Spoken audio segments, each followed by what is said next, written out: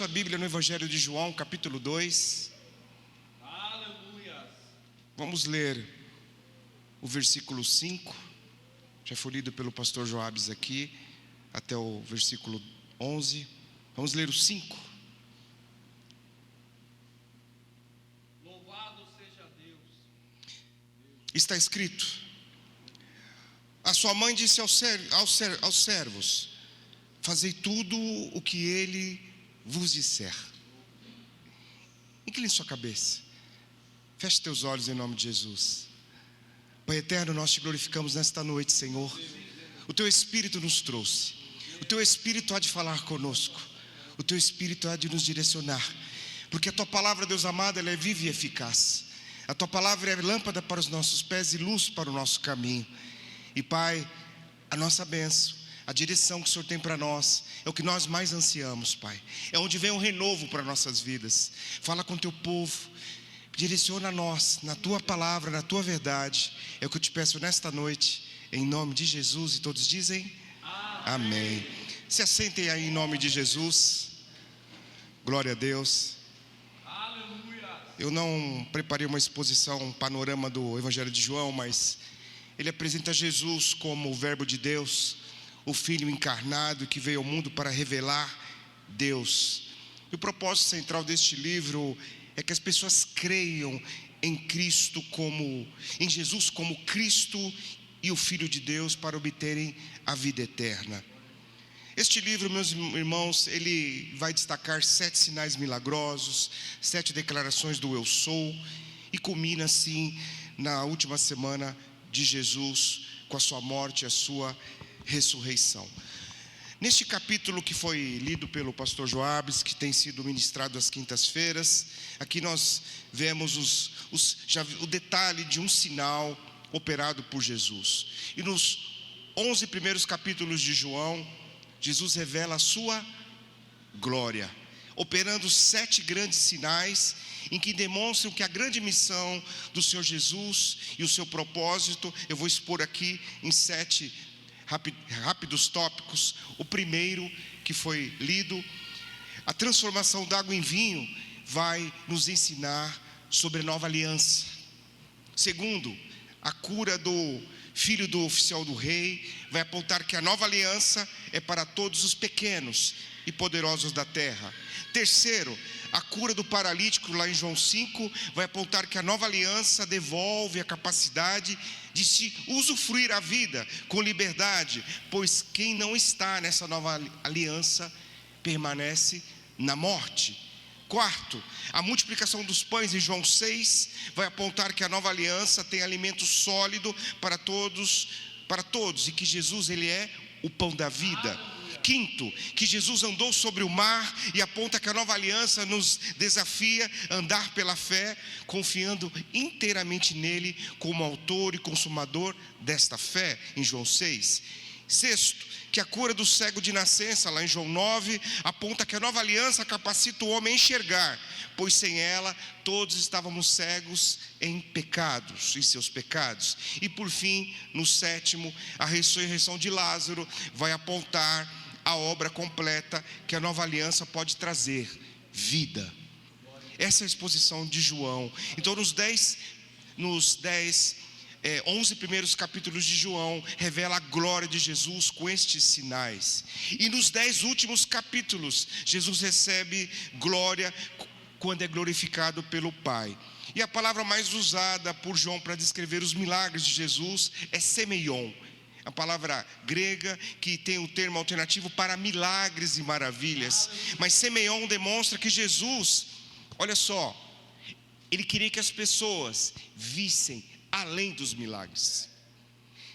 Eles queriam que as pessoas vissem o seu significado, que os sinais lançavam luz sobre a sua pessoa, sobre a sua obra, e que somente nele o ser humano é livre da condenação do pecado para herdar a vida eterna.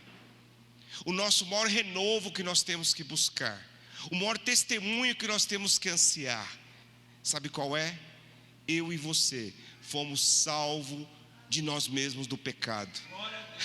Não estamos mais em condenação eterna. Essa é a nossa maior alegria. Este é o nosso maior testemunho. Este é o nosso maior anseio de quem se reúne e vem cultuar o nome do nosso Deus. Mas no capítulo 2, do versículo 1 ao 12, eu quero rapidamente ilustrar, e muitos pregadores devem ter também exposto o texto, e é claro nós enxergarmos que na agenda de Jesus tem espaço para celebrar as alegrias da vida. E ele aceita o convite do casamento. As escrituras, lá em Hebreus 13:4, vai declarar: sejam honrados entre todos o matrimônio. E foi Deus que instituiu o matrimônio, desde Gênesis 2:24. E Jesus, ele participa deste nobre momento de alegria dos seres humanos. E vai nessa festa em Caná da Galileia, terra natal de Natanael. Os casamentos judaicos, meus irmãos, eles eram realizados em duas etapas. O noivado era um contrato entre duas famílias, e o casal... Essa água de coco aqui, gente, ela chama atenção. Esse casal que noivava já era considerado marido e mulher. A união em si acontecia um ano depois, quando o noivo ia à casa da noiva com seus amigos e a trazia para o novo lar. Diferente do nosso modelo de casamento romano, né? Que o noivo fica esperando a noiva. No caso lá, quem espera é a noiva. O noivo ir buscar. A festa podia durar até uma semana. E a noiva e o noivo eram tratados como rainha e rei. Em João 3:29, em contraposição de Apocalipse 19:7, podemos lembrar que Jesus, ele é o noivo, e com a sua encarnação, a sua obra de redenção e a sua manifestação final gloriosa, ele vem para a sua noiva, a igreja, vem buscá-la. E o ministério terreno de Jesus, meus queridos, começou com um casamento, e a história humana terminará com um casamento, com as bodas, com o povo de Deus celebrando as bodas do Cordeiro. Então, alguns pontos que eu quero apresentar à igreja nesta noite rapidamente. Primeiro ponto: convide o Senhor Jesus. 2, no terceiro dia houve um casamento em Caná da Galileia, e a mãe de Jesus estava ali. E Jesus e seus discípulos também haviam sido convidados para o casamento. Maria, a mãe de Jesus, estava no casamento. Provavelmente ela podia ser próxima família dos nubentes. E Jesus, como filho mais velho, foi convidado também junto com seus discípulos. E a nossa maior necessidade, o que nós mais ansiamos em nossas famílias, quando o tema apontado nas terças-feiras aponta para as famílias, é sim a presença de Jesus. Mais do que bens, mais do que conforto, mais do que sucesso, nossas famílias, nós precisamos da presença de Jesus. Mas mesmo quando Jesus está presente, como descrito no texto aqui, pode faltar o vinho, pode faltar a alegria no casamento. E o vinho era a principal provisão do casamento, simbolizava a alegria, como descrito em Eclesiastes 10:19. E nós sabemos que nós, como crentes, vamos enfrentar lutas, dissabores, tristezas, decepções. Os filhos de Deus podem lidar com as doenças, com a pobreza, com a escassez. Mesmo quando Jesus está conosco, seremos provados para sermos aprovados. Mas nós temos que diagnosticar o problema com urgência. O término do vinho antes do fim seria um golpe terrível, que afetaria a reputação do hospedeiro, traria um profundo vexame, humilhação para aquela família. E Maria, mãe de Jesus, ela percebeu que sobre esse vexame. Então, como toda mulher, ela tem uma percepção mais aguçada, vê o que está faltando. E aí não foi nem o noivo, não foi nem os garçons que perceberam a falta de vinho, mas uma mulher percebe. Chegou até ela essa informação muito clara. Então, quanto mais cedo identificarmos os problemas que atingem nossas famílias, mais rápido será a solução. O segundo ponto para apresentar à igreja nesta noite: não só convidar o Senhor Jesus, mas segundo, não queira mais os milagres do que o próprio Cristo e sua missão. Eu fiquei pensando como João, ele é tão privilegiado. No seu livro em Apocalipse, ele vê Jesus glorioso, ele vê Jesus passeando em meio à sua igreja, candelabros ali ilustrando a sua igreja. Ele vê Jesus se armando para vir buscar a sua noiva e vencer Satanás e suas hostes de demônios. E agora neste evangelho, eu fico maravilhado quando ele descreve esse Jesus, o verbo que se fez carne, o verbo estava com Deus, e o verbo era Deus, e no princípio estava com Deus, e todas as coisas foram feitas por meio dele, e sem ele nada do que foi feito se fez. Aí no capítulo 2, ele vai ilustrando quando Maria traz o problema a Jesus. Você imagina, pastor Joab está lá, sossegado, curtindo a festa, sorrindo, vendo as menininhas cantar, vamos trazer essa ilustração. E de repente chega com um problema. Imagina Jesus pensando, começou. Eu vou ter que livrar eles deles mesmos. O que estava escrito antes da fundação do mundo. Chegou a hora de trabalhar. Eu vejo João vendo esse Jesus que trabalhou até o fim, descrito neste livro, começou aqui. Um ponto positivo é que Maria não espalhou a notícia da falta de vinho entre os convidados, gerou um clima de murmuração. Ela levou o problema direto para Jesus. Os nossos dramas familiares, eles não devem ser motivos de murmuração, mas sim de intercessão. Mas as nossas fraquezas e limitações nós devemos levar confiadamente a Deus em oração. Mas sim, aguardarmos o tempo certo de Jesus. Porque quando ele apresenta este problema para ela, no versículo 4, Jesus responde para ela: mulher, que tenho eu contigo, ainda não chegou a minha hora. Ele não foi indelicado, igreja, com Maria ao responder desta forma: mulher, que eu tenho contigo, a minha hora não chegou. É a mesma palavra usada quando ele fala com ela, ele pendurado na cruz. Ele fala: mulher, eis aí teu filho. Fala para João: João, eis aí a tua mãe. E também fala assim com Maria Madalena, ao parecer ressurreto dentre os mortos. A palavra que ele usa também em grego aqui, termo chamado ginai, pode ser traduzida como madame ou minha senhora. Mas ao dizer esta frase, ele está falando para ela: mulher, você está me apresentando questões humanas, e o que eu tenho é muito mais elevado. Mulher, o que você está preocupada com questões corriqueiras das pessoas, mas eu tenho algo que vai muito mais profundo do que você imagina. Você não entendeu o meu propósito ainda. O que eu tenho contigo nessa questão a ser resolvida? É muito além do que a gente imagina. Então, nesse segundo ponto, eu quero lembrar de novo os irmãos: não queira mais os milagres do que o próprio Cristo e a sua missão. Tem gente que tem uma boca cheia para falar só do que Jesus fez, mas fala muito pouco de quem Ele é, simplesmente sem lhe dar nada. Se Ele não tivesse feito nada, realizado nada, se Ele tivesse falado não, é muito mais enxergarmos Ele e sua missão do que Ele faz. Mas ele foi muito gracioso ao enfatizar, com o uso desta palavra, que Maria não devia mais pensar nele como apenas sendo seu filho, pois se ela o visse como seu filho, ela viria de sofrer muito mais, porque logo logo ele seria pregado no madeiro. Ela teria que vê-lo como Senhor. Então Jesus diz a Maria que ele tinha que agir de acordo com a agenda celestial, determinada pelo Pai, e não a agenda dos homens. Essa é a questão. Jesus não seria pressionado pelas circunstâncias, pela falta daquele momento, ou pela minha falta, ou pela sua falta. Ele não seria pressionado pelo nosso determine. Mesmo que ele fosse chegado a nós, o cronograma da ação dele já foi traçado na eternidade.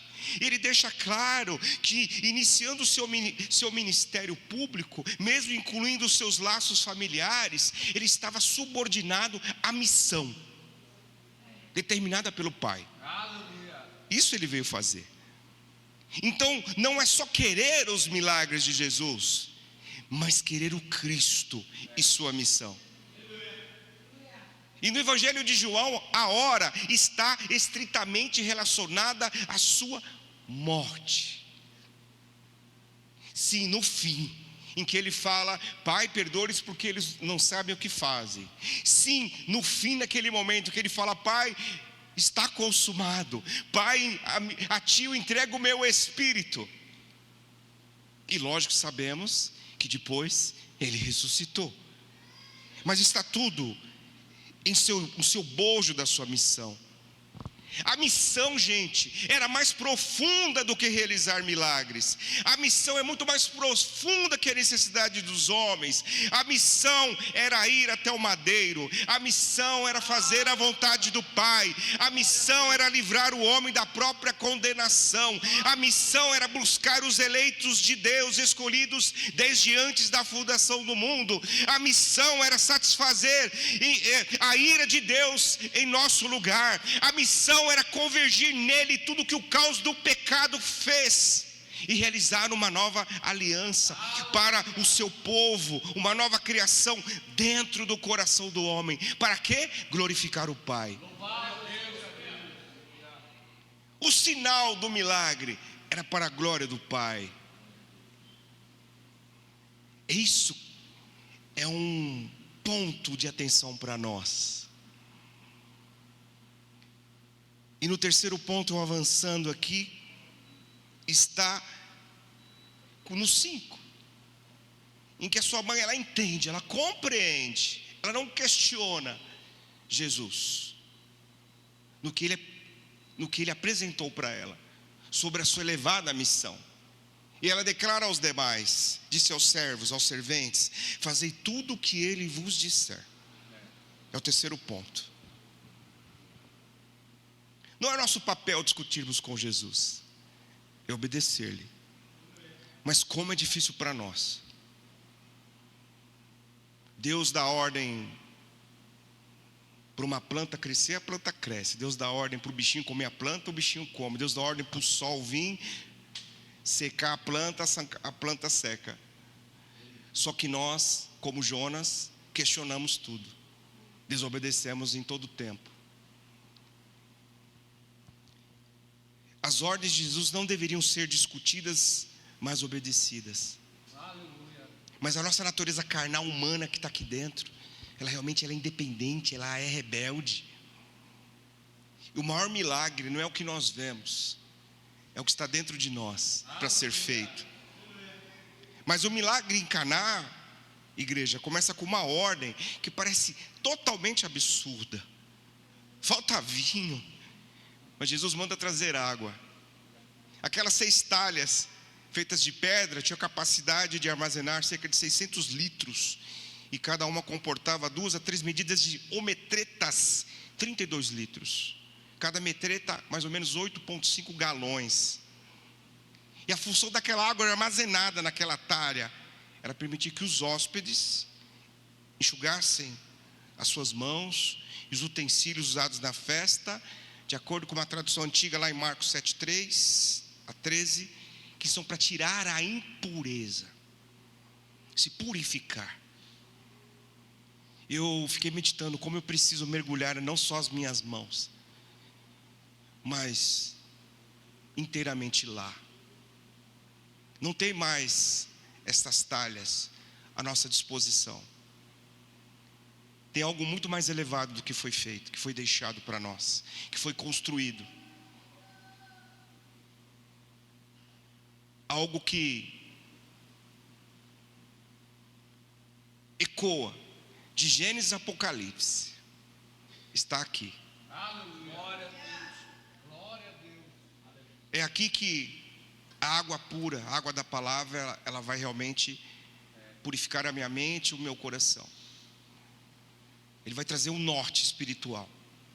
Ele vai realmente revelar o quão pecador eu sou e o quão sou necessitado de um perfeito Deus, Louvado seja Deus.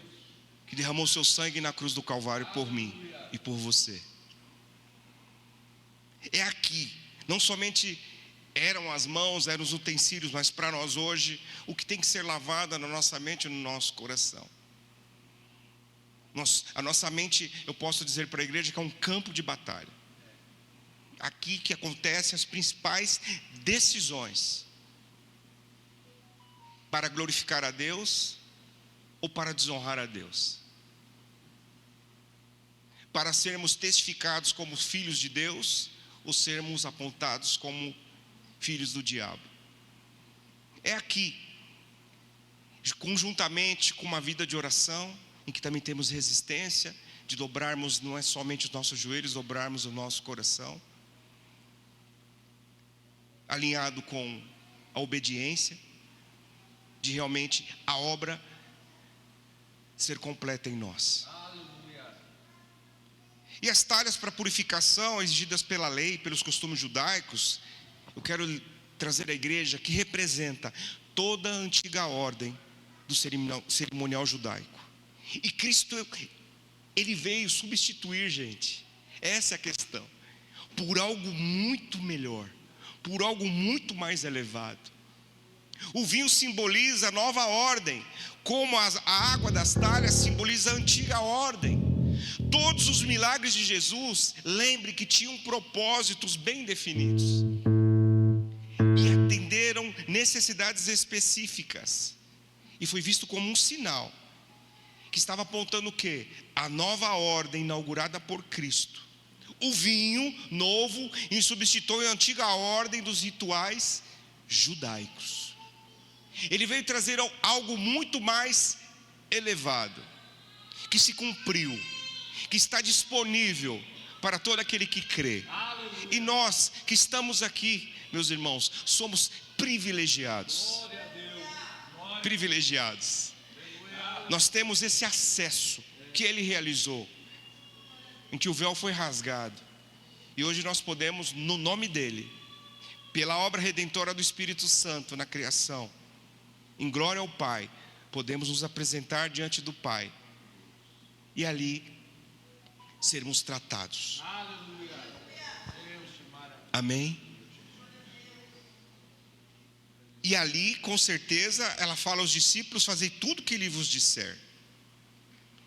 Jesus fala: enchei de água essas talhas, e encheram até a borda. No 8, tirai agora e levai ao mestre-sala. E os assim fizeram. E logo que o mestre-sala provou a água transformada em vinho, não sabendo de onde viera, se bem que sabiam os serventes que tinham tirado a água, chamou o noivo. A contradição do tempo que essa água foi transformada, mas não importa, nós temos um Deus que surpreende. Então, o quarto e último ponto desta noite, que após a purificação, Cristo opera transformação, e o melhor vem depois. Não tem como haver transformação se não houver antes a purificação. Não tem como haver um renovo vivo de Deus em nossas vidas se não houver arrependimento. Não tem como. Às vezes vivemos como o povo, que vou ilustrar aqui, parecia que estava na arquibancada, um de um lado, outro de outro, esperando ver qual Deus responderia para Elias, se Baal, Azera ou o Deus de Elias. Elias até questiona: até quando cocheareis entre dois pensamentos? A mente dividida. Se for isso, é isso. Se for isso, é isso. Só depois que desce fogo do céu e consome tudo, o povo se prostra e grita: só Senhor é Deus. Mas o Evangelho, a nova aliança, ela vem apontar que a fé, ela não é por vista, senão não seria fé. E realmente o Espírito Santo, ele quer trabalhar muito mais profundo em nós do que simplesmente o que nós declaramos ou o que nós mostramos no primeiro momento. É lógico que com o tempo pelos frutos conhecereis, mas até então não é o que eu digo, é aquilo que Deus sabe o que está lá. E Cristo veio ao mundo para cumprir e encerrar a antiga ordem, porque se fosse pela antiga ordem precisava ter o parâmetro, mas se fosse pela antiga ordem eu e você estaríamos condenados. Ele substituiu por um culto novo, em espírito e em verdade, que excede o antigo, da mesma forma que o vinho é melhor que a água naquele contexto. O responsável pela festa, ao provar o vinho, chama o noivo, porque cabia a ele a provisão para o casamento. E o homem pensou que o noivo tinha quebrado o protocolo ao deixar o quê? O melhor vinho para o final da festa.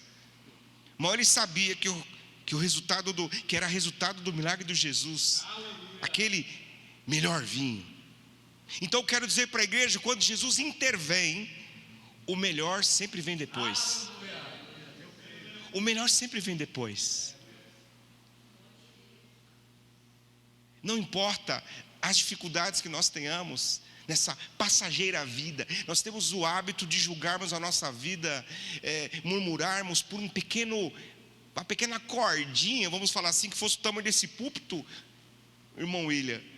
Reclamamos pelas tribulações, dificuldades, como se fosse nesse espaço do púlpito aqui, só que esquecemos que temos uma eternidade, conjuntamente com Cristo, de glória. O melhor, Jesus, Ele interveio, Ele veio no meio natural do ser humano, com o seu sobrenatural. O melhor sempre vem depois. Ele trouxe plenitude onde tinha vazio. Eu olho, muitas vezes eu fecho os meus olhos, eu paro, eu lembro, o Espírito Santo me lembra como era o antigo oliveira. Não importa o que eu tinha diante dos homens, ou o que eu não tinha, eu só me lembro o quão seco eu era, o quão vazio aqui era. Eu gosto de ouvir John Piper falar que se Jesus for tirado de um coração de um crente, nada no universo, se colocasse o universo inteiro, não preencheria. Não preencheria. Então, quando eu paro para lembrar quão vazio eu era e quão privilegiado eu sou hoje, Jesus, igreja, Ele trouxe a plenitude onde havia vazio. Ele trouxe alegria onde havia decepção. Ele trouxe algo que é vivo no nosso interior, onde tinha somente o exterior. E o vinho que Jesus forneceu, ele é sem igual. Como deve ser tudo ligado à nova era messiânica, à nova aliança que ele trouxe, que está entre nós, está em nós. A gente muitas vezes fica que nem os discípulos: quando vai ser manifesto? Quando vai acontecer aquilo? E Jesus falou para os discípulos: o reino de Deus não está ali nem acolá, o reino de Deus está em vós. Está aqui, para aquele que é dele, para aquele que crê, para aquele que sujeita, para aquele que se quebranta. E como eu falei antes, João usa a palavra semeion, sinal, para descrever os milagres de Jesus, termo que aparece 77 vezes no Novo Testamento, autenticando quem faz o sinal como a pessoa enviada por Deus. Então não era só o povo crer nas obras de Jesus, precisava crer quem o havia enviado, que o Pai o enviou. Pense em um detalhe: Jesus, a cada milagre, ele sempre faz um breve sermão. Sempre. Ele sempre compartilha o significado espiritual daquilo que ele fazia. Quando ele multiplicou pães e peixes, ali tem um significado nítido, que ele é o pão da vida. Então sempre tem lições em cada milagre de Jesus. Aleluia. O problema é quando só vemos os milagres e não entendemos o significado que traz a glória de Deus. Eu quero dizer para a igreja que os atos de Jesus e cada milagre de Jesus é um sermão prático para a gente absorver. E depois desse milagre, irmãos, capítulo 2 do seu evangelho, são registradas as consequências. A glória de Deus é manifestada, os discípulos creem nele, os servos até veem o sinal, mas não a glória. Mas os discípulos, pela fé, percebem a glória de Jesus por trás de cada sinal e creem nele. Aleluia. Você tem percebido a glória de Deus por cada sinal da sua vida? Não tem a ver com você, Nós somos tão mesquinhos, parece que a gente bate a mão no peito, como se parece assim: eu sou o privilegiado de Deus, sou o escolhido, eu sou melhor, eu sou. Sabe aqueles momentos que a gente, vou mostrar para o outro. Não tem nada a ver com isso. Tudo que ele faz tem a ver com ele, para a glória dele.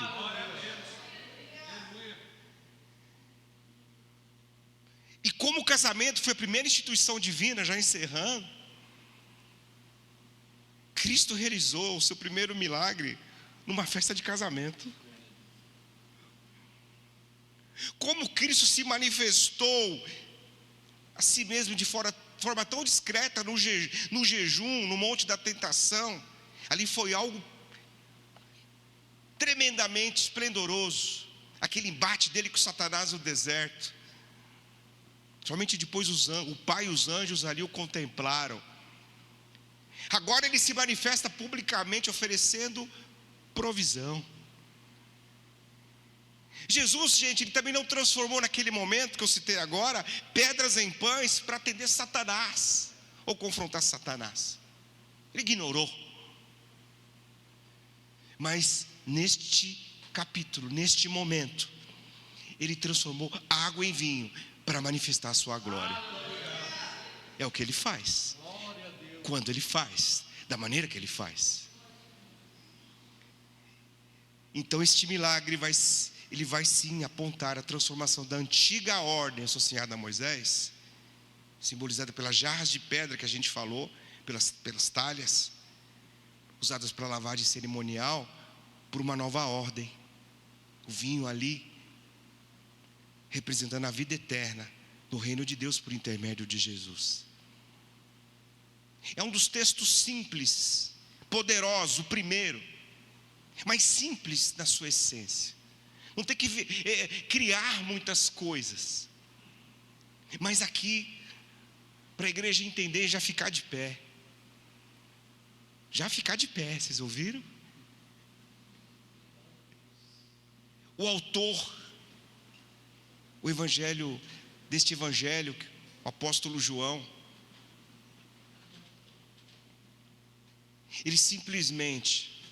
ele quer trazer a lição. Eu comecei algo, e ele terminou, e ele continua trabalhando. Eu quero dizer para a igreja que ele continua mudando o cenário, aonde nós muitas vezes nos surpreendemos com o caos, com a falta, com a tristeza. Ele continua. É porque você é lindo, maravilhoso e tem olhos azuis? Não. Que é para louvor e glória dele. Aleluia. Simples. Sim, ele se compadece do simples, do pobre e do necessitado. Ele se compadece. Mas as coisas convergem nele. Tudo teve a ver com o propósito dele. E também nesta noite, porque alguns vieram testemunhar, outros vêm, estão gratos, outros vêm, mas tem gente chorando na alma, tem gente preocupada, tem gente que não sabe como fazer, igual aquele povo naquele dia, há mais de 2000 anos atrás. Tem gente assim na sua igreja, e ele sabe. Naquele dia ele falou para sua mãe: mas a minha missão é maior do que você imagina. Hoje eu creio que muitos de nós já compreendemos essa missão. Mas ele continua assim, glorificando ao Pai, cuidando do seu povo, da sua igreja. E logo logo terá algo muito mais elevado, que já está determinado. Quer estar lá no céu, na bodas. Mas enquanto isso, vendo as necessidades humanas, que também ele é sensível, como ele viu naquele dia, ele está aqui. Ele está aqui. Não importa sua posição social, não importa quanto você tem na conta, não importa a sua história de vitórias ou de fracassos. Eu quero lembrar a você que esse Jesus, que começou este potente milagre. 1 do Evangelho de João, e muitos outros que João depois escreveu no seu livro, que se fosse escrever os milagres de Jesus, não caberiam nos seus livros. Ele está aqui. O que Ele quer realizar? Além do que você imagina. É uma transformação plena dos nossos corações. Pode ser que a purificação que Ele há de fazer, a libertação, a cura, vai gerar algo muito profundo que vai glorificar o nome dEle através da sua vida. Pode ser como nós louvamos aqui, renovo, que Ele possa entregar para você. Realmente vai trazer glória ao nome dEle de tal maneira que você vai, não só hoje, nessa quinta-feira, mas amanhã na sexta, assim, no sábado, domingo, assim consecutivamente, vai caminhar com o coração mais fervoroso. Como diz um pregador passado, com luz na mente e fogo no coração. Sim. Ou pode ser que você simplesmente está aí, acuado, mas pedindo urgentemente o perdão de Cristo por algo que você fez e o afrontou, e clama, está arrependido, e Ele está aqui. Então Ele chama os seus filhos e suas filhas para este momento que também é uma festa. É um momento de celebração. Porque nós estamos aqui como igreja. A sua missão, Ele aponta 3 propósitos. Primeira missão, nós estamos aqui para a glória de Deus. A segunda missão é que Ele está aqui para edificar o corpo da igreja. Você se edifica. E a partir daí a terceira missão, para que todos nós possamos cumprir o ID que Ele determinou. Então entenda que, com base nesta palavra, com base no seu propósito, Jesus tem total comprometimento com aquilo que Ele quer fazer.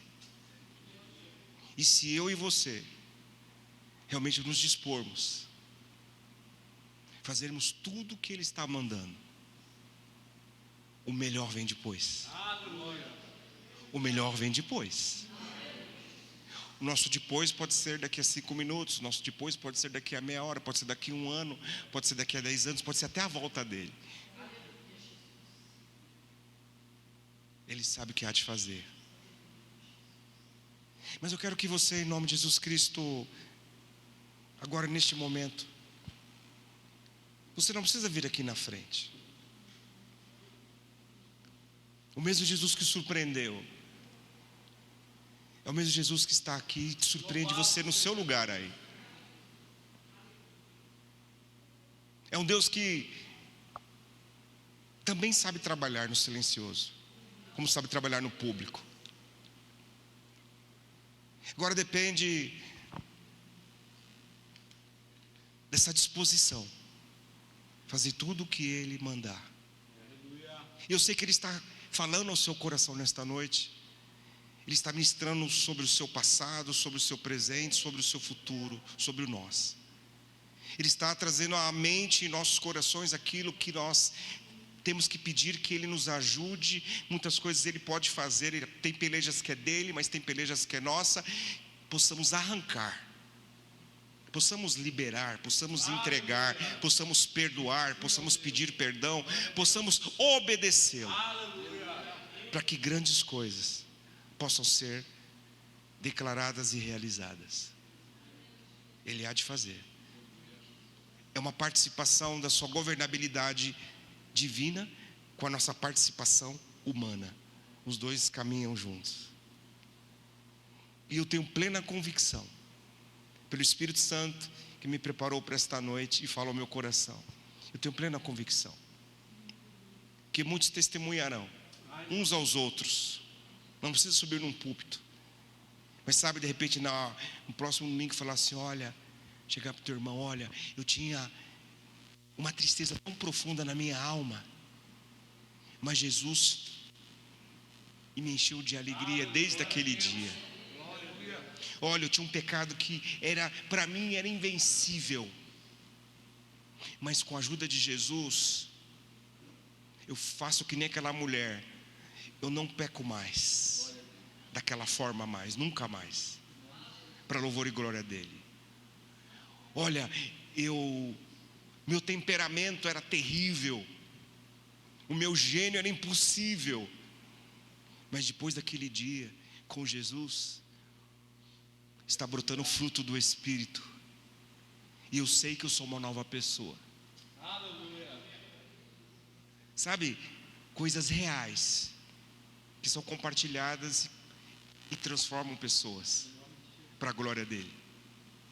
É isso que ele quer fazer. Eu sei que ele tem toda a disposição de fazer. Então não só eu vou orar nesta noite, todos vão orar, porque eu também tenho áreas que eu preciso que ele transforme de água para vinho. Quem não tem, levanta a mão, que eu quero que você me ensine. Agora, quem tem áreas que precisa dessa transformação, levanta a mão. Eu tenho. Começa aqui na mente, começa no coração, começa na minha forma de viver, começa na minha forma de me relacionar, minha forma de cultuá-lo. Aí nós vamos simplesmente orar. É a nossa forma de falar assim: eu vou fazer o que ele está mandando. Jesus está mandando orar, conversar com ele. Amém? Alce a sua voz. Não olhe para quem está à direita e não ligue para quem está à esquerda. É você com Deus.